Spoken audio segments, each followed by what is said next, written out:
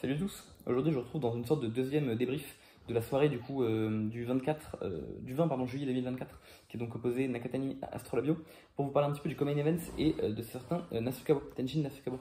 Donc c'est un combattant que je connaissais pas du tout, que j'ai trouvé pas forcément si impressionnant que ça, mais en fait je trouve que ce que ça raconte ce combat est assez intéressant pour en fait, viser plein de choses concernant la boxe anglaise actuelle. Donc je vais parler de pas mal de choses concernant le kickboxing, qui est une discipline dans laquelle je n'y connais absolument rien. Donc je vais dire beaucoup de choses un peu évidentes, je pense. Si vous êtes un peu connaisseur du kick, vous n'allez pas apprendre grand chose. Mais si comme moi vous n'avez aucune idée de ce que c'est que le kick, ça peut vous donner quelques idées.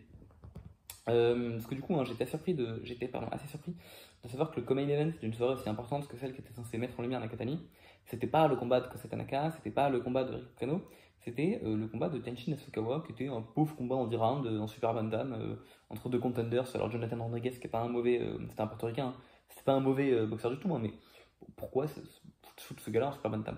En plus, ce mec est hyper populaire et tout, il a un côté hyper showman, il rentre, il fait des moves de manga, sur le ring il fait des moves de manga à la fin, enfin vraiment le truc de fou quoi. Et pourquoi ce mec est aussi populaire? Donc je fais ce que n'importe quelle personne aurait fait, je me renseigne un petit peu, et je me rends compte qu'en fait Tenjin Nasukawa c'est pas n'importe qui, et c'est l'un des meilleurs kickboxers de sa génération, si ce n'est de ce que j'ai capté, potentiellement le meilleur kickboxer de sa génération. Parce que du coup c'est un type qui est tout jeune, hein, il est de seulement 98, donc il a à peine 26 ans. Et même pas, il a encore 45 ans d'ailleurs, il est né en août, et pourtant il a déjà une carrière qui est longue comme le bras en kick.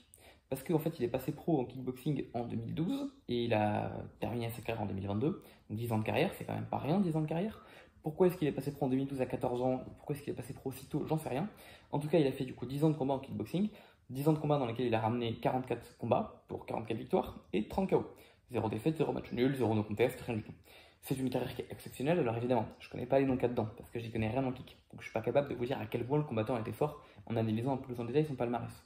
Maintenant, c'est sûr, ce qui est sûr, c'est que 44 combats, 44 victoires, 30 KO, c'est un palmarès qui est très bon. Et de ce que j'ai vu, il était classé comme étant le numéro 1 pound for pound du kickboxing en 2022, donc avant de prendre sa retraite du kick.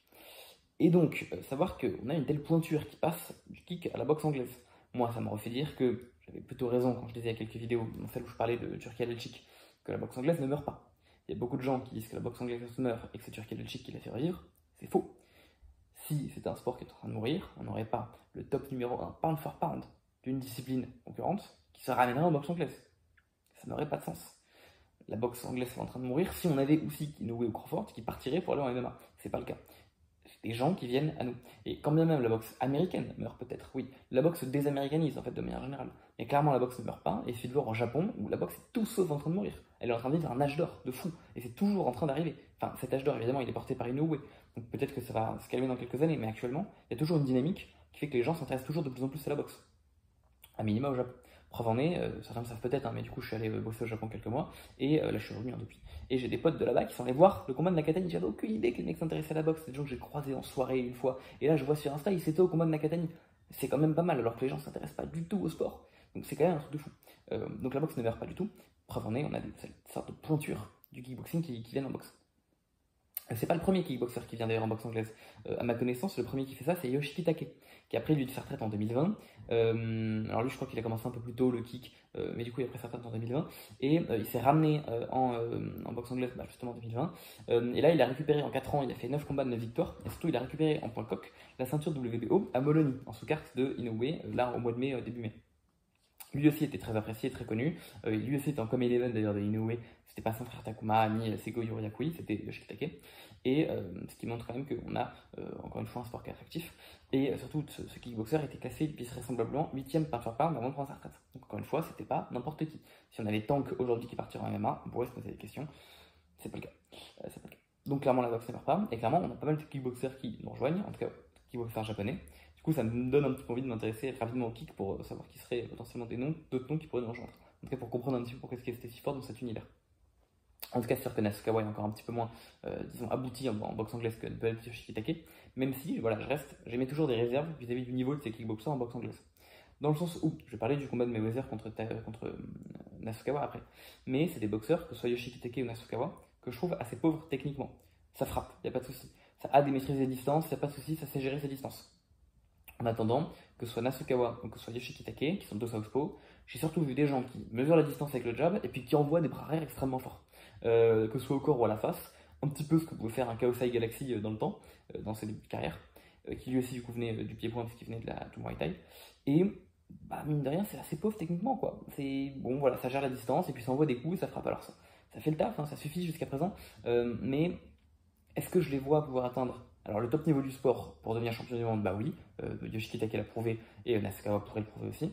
Est-ce que je les vois atteindre le top niveau du sport, genre liste pound for pound? Je pense pas. Et actuellement, Nasukawa qui évolue dans la catégorie des supercoques, je lui donnerais aucune chance par rapport à Inoue qui je pense juste beaucoup trop technique pour lui. Mais bon, c'est quand même des combattants qui montrent qu'au Japon, il y a vraiment d'excellents combattants, et surtout, pas forcément que dans la boxe en fait. Il y en a d'autres dans d'autres sports. Parce que pareil, j'en ai pas forcément parlé, mais Nasukawa a également fait quelques combats de MMA, il a 4 combats, 4 victoires, une seule par décision, 3 par arrêt, 2 par KO, 1 par soumission. Donc voilà, c'est un type qui est un excellent combattant, et ce mec a choisi la boxe anglaise pour continuer sa carrière. En même temps, on pouvait mettre des réserves sur Nasukawa, parce que il a fait un combat de boxe, alors je crois que c'était en 2018, où à l'époque c'était un kickboxer de renom, et il fait un combat d'exhibition contre Floyd Mayweather.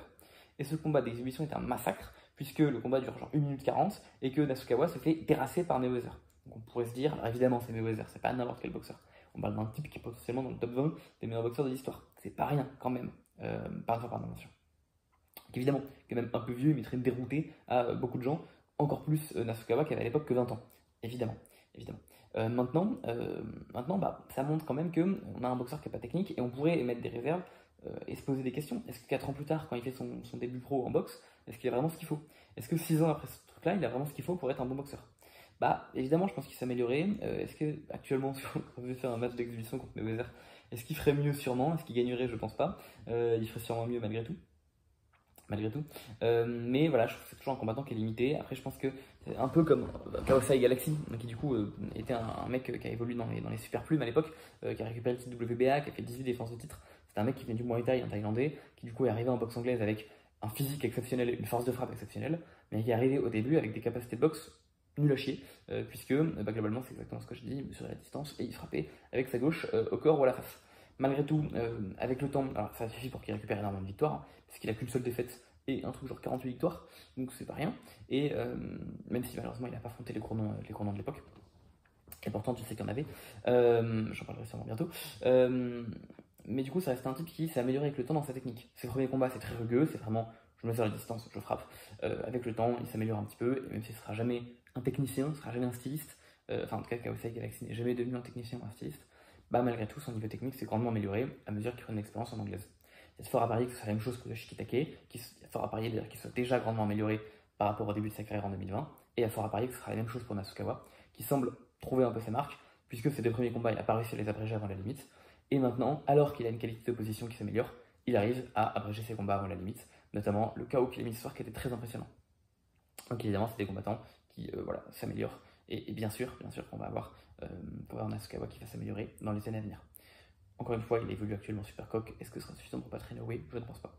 En tout cas, voilà, je trouvais ça intéressant ce type ce profil de boxeurs qui, du coup, sont vraiment des légendes de leur sport, puis qui viennent en boxe anglaise alors que c'est un autre sport de combat et qui, malgré des limites techniques assez évidentes, arrivent à faire, pour le moment, à trouver le chemin de la victoire avec des techniques assez simples, à savoir, je trouve la distance, je frappe. C'est pas la première fois que ça arrive dans l'histoire, notamment parce qu'avant, les gens venaient du Muay Thai en Thaïlande. Des gens qui viennent du kick, je pense que par contre que c'est les premières fois que ça arrive. Yoshiki Take et Nasukawa, je pense, sont les premiers à faire tout ça. Mais du coup, c'est cool parce que ça fait des gens qui sont déjà extrêmement populaires. Enfin, ça c'est spécial parce que du coup, comme profil de boxeur, ça fait des gens qui sont extrêmement populaires pour leur niveau. Genre le mec qui est plus populaire que Tanaka, alors que Tanaka est un meilleur boxeur que Nasukawa. Mais c'est évidemment parce que c'est le meilleur kickboxer de sa génération, donc forcément, il y a du niveau. Et voilà, je trouve ça marrant de savoir qu'en même temps, il y a eu un petit accrochage avec Floyd Mayweather en 2018 où il s'est fait complètement ridiculiser par Mayweather à ce moment-là. Enfin bon, écoutez, et qu'est-ce que ça nous dira pour la suite? Est-ce qu'on aura d'autres kickboxers qui vont arriver en anglaise? Je sais pas, ça pourrait être intéressant de suivre un petit peu ce sport pour tout ça. En tout cas, je pense que c'est bien la preuve que la boxe anglaise ne meurt pas, clairement, sinon on n'aurait pas le numéro 1 peintre par du geek qui viendrait nous voir. Et puis voilà, si jamais du coup vous voulez voir un petit peu d'autres gens qui viendraient du pied-point et qui ont fait carrière en anglaise, carrière avec beaucoup de succès, je vous invite à aller regarder les combats de Kaosai Galaxy, qui était un Thaïlandais de fou, meilleur poids super mouche de l'histoire. Voilà, je vous invite à aller vous renseigner sur ce combattant-là, dont je parlerai peut-être à l'occasion. Écoutez, j'espère que ça vous aura plu, et sur ce, je vous souhaite une très bonne journée, et je vous dis à la prochaine. Allez, bye!